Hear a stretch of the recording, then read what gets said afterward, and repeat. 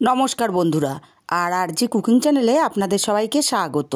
आजके निये हाजिर हये गेलाम दारुण स्वादेर टुना माछेर रेसिपि निये। तो चलुन शुरू करा जाक। आमी एखाने 5 पिस टुना माछ खूब भालो करे धुए जल झरिये नियेछि।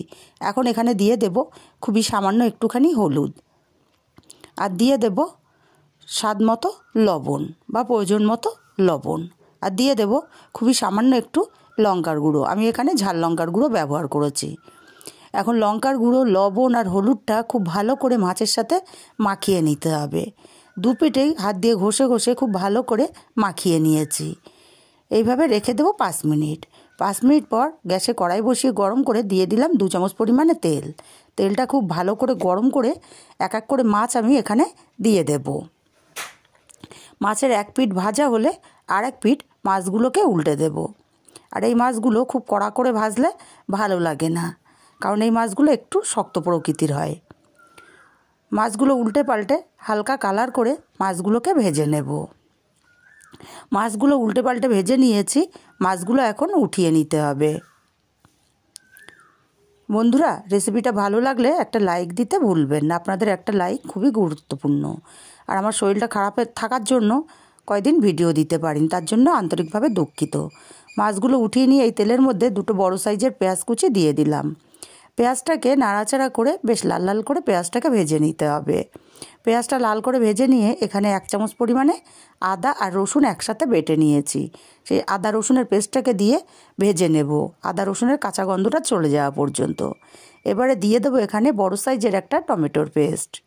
টমেটো পেস্টটাকে দিয়ে খুব ভালো করে কষিয়ে নিতে হবে, যাতে টমেটোর কাঁচা গন্ধটা পুরোপুরি চলে যায়। টমেটোটা দিয়ে খুব ভালো করে কষিয়ে নিয়েছি, তেল ছেড়ে দিয়েছে। এখন এখানে 1/2 চামচ হলুদ গুঁড়ো, 1/2 চামচ লঙ্কা গুঁড়ো, 1/2 চামচ জিরে গুঁড়ো, 1/2 চামচ ধনে গুঁড়ো দিয়ে দেব। আর সামান্য একটু জল দিয়ে মশলাটা ভালো করে নাড়াচাড়া করে মিশিয়ে দেব। মশলাটা ভালো করে কষাতে হবে। মশলা কষানোটাই হচ্ছে আসল তরকারির স্বাদ আসবে। এবার ঢাকা দিয়ে 2 মিনিট মশলাটাকে লো ফ্লেমে কষিয়ে নেব। মশলাটা 2 মিনিট ঢাকা দিয়ে রাখার দরুন মশলাটা খুব ভালো করে কষানো হয়ে গেছে। মশলা থেকে তেল ছেড়ে দিয়েছে। ভালো করে নাড়াচাড়া করে মিশিয়ে দিয়ে এখানে পরিমাণ মতো জল দিয়ে দেব। ঝোলটা যে যার পছন্দ মতো দেবেন। জলটাকে দিয়ে খুব ভালো করে নাড়াচাড়া করে মিশিয়ে দিয়েছি। এবারে দিয়ে দেব এখানে স্বাদ মতো লবণ। লবণটাকে দিয়ে ভালো করে নাড়াচাড়া করে মিশিয়ে দেব। আর ঢাকা দিয়ে 5 মিনিট ঝোলটাকে ফুটিয়ে নেব। 5 মিনিট পর ঢাকাটা খুলে নিলাম। ঝোলটা ফুটে গিয়ে অনেকটাই গাঢ় হয়ে গেছে। এবার এখানে এক এক করে ভেজে রাখা মাছগুলোকে দিয়ে দিতে হবে।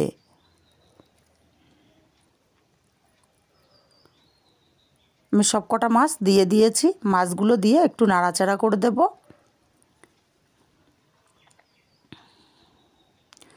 মাছগুলো দিয়ে নাড়াচাড়া করে মিশিয়ে দেব। দিয়ে ওপর থেকে কিছুটা ধনেপাতা কুচি ছড়িয়ে দিয়ে ঢাকা দিয়ে 5 মিনিট রান্না করে নেব। 5 মিনিট পর ঢাকাটা খুলে নিলাম। মাছগুলোকে এপিটোপিট করে নাড়াচাড়া করে দেব, যাতে করে মাছের 2 পাশ ভালো মতো সেদ্ধ হতে পারে আর মশলাটাও ভালো মতো ঢুকতে পারে। আবারও ঢাকা দিয়ে 2 মিনিট রান্না করে নেব। 2 মিনিট পর ঢাকাটা খুলে নিলাম। টুনা মাছের রেসিপি আমার কমপ্লিট হয়ে এসছে। সামান্য একটু গরম মশলার গুঁড়ো ছড়িয়ে দিলাম।